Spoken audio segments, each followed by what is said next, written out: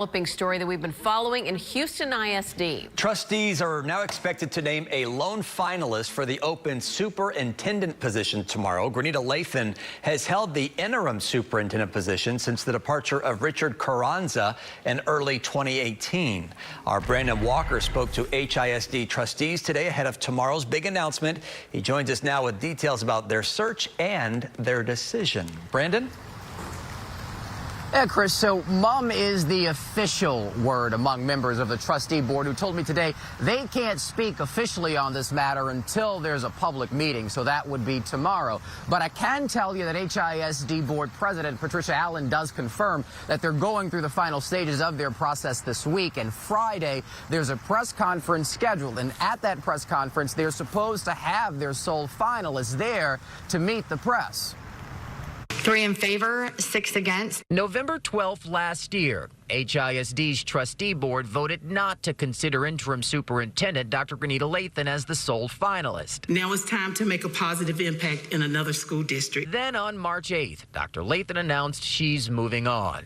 Now, tomorrow's agenda for HISD's trustee board meeting has a discussion about the selection of a finalist or finalists front and center, with final interviews wrapping this week and a press conference scheduled for Friday. One of the most important independent school districts in the state of Texas. By size and demographics, stresses Cesar Espinosa of FIEL Houston, which is why Espinosa wishes there was more community input. I know right now it's during pandemic times, but we could definitely have had digital town halls to see what the community wanted. Because Espinosa says some community needs and concerns do not make their way to trustee meetings. They have said, well, we don't hear from communities. And then the answer is, of course you don't, because oftentimes people don't know the process to come speak at a board meeting. Or better collaboration, he says, from elected officials. LULAC's Johnny Mata echoes that point, saying previous board spats in the past have slowed progress. There has been too much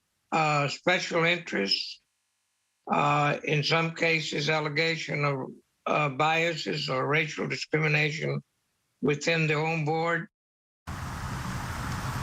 Mr. Mata also says that the next superintendent has to work closely with the TEA. That's an interesting point because, you know, the TEA has tried to take over the HISD school board in the past, and that's locked up in the courts right now, stuck in the courts. There's also pending legislation making its way through the state capitol. It's scheduled for a vote as soon as this week that would, if approved, allow the TEA to circumvent the courts on all of this. And still tonight, there is no word officially from the TEA on how it would react, depending on HISD's trustee board's decision this week, so stay tuned in all of this.